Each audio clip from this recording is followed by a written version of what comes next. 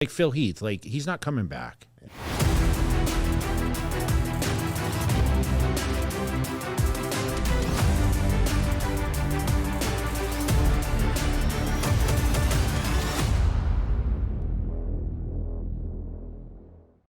What's up, Desktopers? Xavier Wills here for Desktop Bodybuilding, and in this video I'm discussing Nick Walker versus Brett Wilkin. Is there a beef and a rivalry heating up there?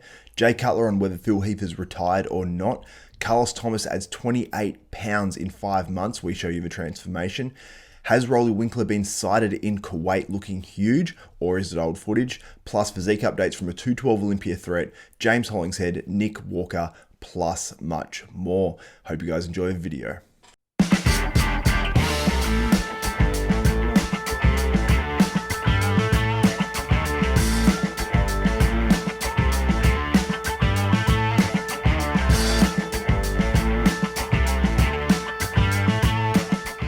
What's up, Desktopers? Now, before we get into this one, I want to encourage you guys, if you like and appreciate this content, please give this video a thumbs up, smash that like button, also subscribe and hit the notification bell button. That way you'll be notified of every video that goes up for myself, Xavier Wills at Desktop Bodybuilding. Check out my last video on Blessing Awardaboo. I compare him and Nick Walker. Nick Walker's last year version compared to the 2022 version of Blessing Awardaboo, where he won the Indy Pro. Plus, I've got my preview of the 2022 New York Pro up right now in my top 10 predictions. So make sure you check that out.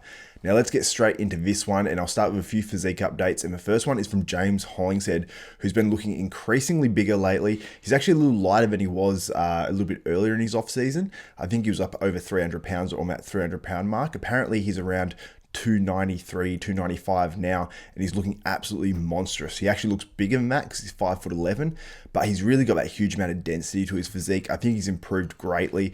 About a month or two ago, I thought, has he improved? Has he not? He's definitely improved by these latest pictures, and this most recent one is the most muscular, which he posted up today, and it's just absolutely freaky. He's got a lot of dense, hard muscle, and I think if he can bring it this year and not flatten out like he did last year at the Olympia, I think he's going to do very, very well, and I think he will qualify for that 2022 Olympia, and I think he'll be up in that top 10 as well. But let me know how you think James Hollingshead will go in 2022. Our next update is from a guy who I think is a 212 Olympia threat because he looks outrageous in these latest physique updates, and that's Kerrith Bajjo. Not a super well-known 212 guy, but he did win a pro show last year, I believe. He qualified for the Olympia, and he looked absolutely fantastic. And by these recent physique updates, some of them posted by him, some of them posted by his coach, Justin Miller, he's looking absolutely outrageous right now. The best I've ever seen him in his off-season, and I think he's going to make a serious impact in 2022. He's 11 weeks out. I believe he's doing Tampa once again, which I think he won last year, and yeah, I think he's going to do very, very well. I think he'll qualify for that 212 Olympia again, and I think he'll shake things up in that top 10 and maybe even in that top 5 and be pushing for the victory. Carlos Thomas, who won his pro card last year, has made a huge transformation from December last year. He was 232 pounds. And now May this year, he's at 260 pounds, looking absolutely enormous. He's obviously lost a little bit of conditioning from that first photo to the second, but he's added a lot of muscle. And when you look at that side leg, it's absolutely outrageous at this point.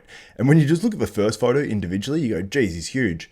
You look at the second one, and he's turning into an absolute monster, and I can't wait to see how this dude does when he competes. I think he's competing either the end of the year or in 2023, but regardless, I'm sure when he makes his pro debut, he's going to make some waves, and I think he's going to do very, very well, and I absolutely can't wait to see how he does. And if you guys know where he's actually competing next, let me know in the comments below, and how do you think he'll go as a pro in his pro debut. In our next physique update, we're discussing Nick Walker, who posted a bunch of full body shots looking pretty damn impressive. Now, obviously, because he's so white in these photos and the lights are obviously like LED, sort of really bright ones, it washes him out a little bit in some of these shots where he's just too white. So if he had a bit of a tan, I'm sure it'd look a little bit different.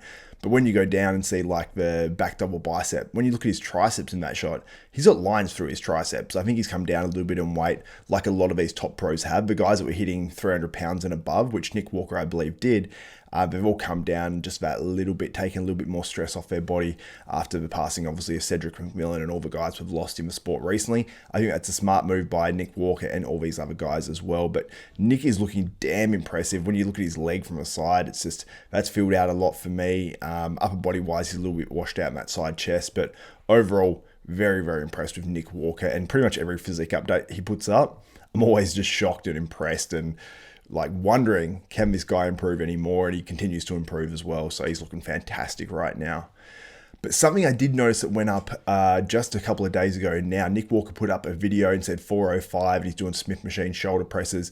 And what I found interesting, this was actually sent to me by a few of my viewers, this post on the story of Brett Wilkin. He said, I'm sorry to ruin some of your old day, but when you have 4 plates aside on a Smith machine, that does not equal 405. The Smith bar itself does not weigh 45 pounds, therefore your total weight will not be 405 pounds like it would be on a barbell. I don't know where it originated, but it's also simple math. But hey, at least the IG caption looks cool. The more you know. Now, literally 1 hour after that, so you can see 10 hours ago, and then you can see 9 hours ago on Nick Walker's story, he says rent free, if you know, you know. So obviously a little bit going on there as well. And Martin Fitzwater, who I actually just interviewed, and honestly, it's a great interview. So make sure you guys stay tuned and subscribe and hit the notification bell button so you don't miss that interview. There's lots of really, really cool, interesting stuff. And I ask him about, if there's anything going on with him and Nick Walker in that interview as well. So make sure you stay tuned. But he actually put this up with 300 and something pounds and said 405 is the goal. And I actually messaged Martin and asked, hey, do you know anything about this? And he was just totally oblivious to it. And he said his coach, Branch Warren, which was a revelation in the interview that I just did, said that was sort of a goal set out by Branch for him this year. So very, very interesting. Let me know in the comments below if you know any more about this potential feud between Brett Wilkin and Nick Walker. And as you guys know as well, Nick Walker was being coached by Matt Jansen. He did say on a story recently that they don't talk anymore, and it's unfortunate. So they don't have any contact, his former coach and former sponsor, Matt Jansen and Raw and Revive.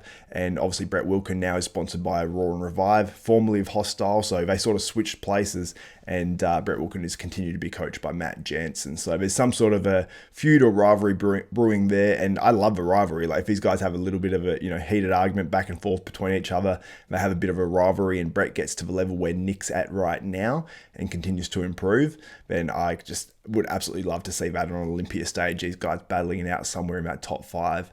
But let me know in the comments below if you know anything on this. In our next story, Jay Cutler was on his podcast, and he said that basically he thinks Phil is done. So here's what Jay had to say. No, and I know Flex is going to go through this, and I hope that he does not as much as possible, but I can't stand when people are like, oh man, like we're talking about right now, like I don't even want to discuss what they could do because it's done. Like it's like Phil Heath, like he's not coming back. Phil's in a good place, and people just need to stop trying to. It's like comparing me to Dorian. Well, what I had done against Dorian Yates. When they post the pictures up, they say, "Oh, what would he have done against this guy or that guy?" Or I stood next to Ronnie Coleman, bro. There's no one harder to stand next to than Ronnie Coleman, in my opinion, right? And I found this especially interesting because Jay and Phil caught up at one of the contests recently, and looks like they've been talking a little bit more because they were really good friends earlier in Phil's career, and then it seemed like I don't know if they had a falling out or whatever. Phil made a comment on Patrick Bet-David saying that, Phil beating him, it pissed Jay off and all that sort of stuff. So I don't know if they just sort of separated and just stopped talking a little bit, but it seems like they're friends once again, which is great to see. And it seems like Jay might have that little bit more insight chatting with Phil recently, and he sort of said it very offhanded and very it might just be his opinion, but maybe it's something that he's actually talked to Phil about. I'm not too sure, but let me know in the comments below, do you think Phil Heath is retired, or do you think he'll make a comeback at some stage? Because I think Phil sort of battled with that a little bit recently, but the more I'm seeing from Phil and the more things I hear him say, the more I'm sort of convinced that Phil's actually done now. And that would probably be a smart move, taking his health into consideration, all that sort of stuff with obviously the recent deaths in bodybuilding. In our next story, do we have new footage of Roelly Winklaar looking massive, or is it old footage? This was posted up by AJ_Olympia on Instagram. I actually messaged the guy as well about this. I saw a lot of people in the comments saying, Roelly's huge again. Is this recent footage? All that sort of stuff. Because Roelly Winklaar actually, it was a collaboration thing, and then Roelly actually shared it to his page. So I thought this might be actually new. Messaged AJ Deep, and unfortunately it is old footage. We haven't seen anything out of Roelly's camp. We haven't seen anything from Roelly recently. I don't think that, if we're not seeing anything from him, that he's going to be competing anytime in the middle of the year, maybe at the end of the year, or maybe Roelly's actually retired. Who knows? If you guys know anything about what Roelly Winklaar is doing right now, if he's retired, if he's planning on competing this year, if he's planning on taking the year off and competing next year, because Roelly is into his 40s, and it really leaves me wondering after last year's contest season, Is Roelly actually done, or is he just having a little bit of time away from the stage? Let me know in the comments below if you know anything about that. So I wanted to give a little bit of a health update on Giles Tiger Thomas, who's obviously a guy that works for Muscular Development as a reporter. He does interviews, he does a ton of great content on muscular development, and I've always really liked Giles because he's one of those guys that just loves bodybuilding, which I absolutely love. Guys that have a true passion for the sport.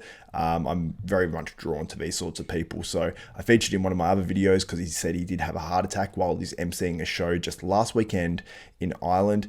And I put up a video mentioned in there. And when I shared it on Instagram, he just said, "Thanks, mate." I replied, and then he said, "At Desktop Bodybuilding, there's more to come, unfortunately, mate. Looking at a full bypass. My heart was operating at 50% max for a while, it seems. Operating in Dublin in the next week, then a long road to recovery. Several months. Bring it on, I say." So that is awesome attitude from Giles Tiger Thomas, and I'm just sending out all my love, well wishes to him and his partner that are stuck there in Ireland while he waits for that surgery. And I'm assuming he'll probably take a little bit before he can fly again, so he can go back home to the UK. So just sending all my love and prayers and thoughts. And if Giles needs some sort of financial support, if there's a GoFundMe, I'll be happy to share that on here, and I hope you guys can donate, because Giles is one of the good guys of the sport. He interviews everyone. He interviews people that he probably knows he won't even get that many views on, and he'll interview them just because they're someone who's up and coming, and he might be getting these guys for interviews that are probably future Mr. Olympias or Miss Olympias or doing all these other divisions as well. And I love the fact that he does that, because look, if you just interview the top names, you're going to get more views and more notoriety for yourself, and he doesn't do that. He really interviews everyone and interviews the names that people maybe don't know about that are coming up. So Giles is awesome for the sport, and hopefully we have more Gileses out there, and hopefully he's completely healthy and lives a long, prosperous life for years to come. So shout out to Giles. Also, shout out as well to Matt Sprigg, who's actually from Australia as well. He's from Adelaide more specifically. He sent me a lot of the info on the Brett Wilkin and Nick Walker thing. He saw that on Instagram. He's the first one to send that to me. So shout out to you, Matt. Thank you so much for supporting the channel. So that's it for this video. If you guys like and appreciate this content, please give this video a thumbs up, smash that like button, also subscribe and hit the notification bell button. That way you'll be notified of every video that goes up for myself, Xavier Wills at Desktop Bodybuilding, including all my coverage of this weekend's 2022 New York Pro. I've got a preview up already, and I'll be having a pre-judging and a finals review as well. So make sure you do subscribe. Also, head to hdmuscle.com, enter the code DESKTOP, you save yourself 10% on some amazing supplements. Just go there and check them out. Check out all their ingredients lists. They're very transparent. They add the best stuff in there. They're honestly the best products that you could buy with your money. So make sure you check it out. If there is discounts on there already, use Desktop and save yourself an additional 10%. The link is in the description below for that one as well. So that's it for me. For Xavier Wills, Desktop Bodybuilding, we are out.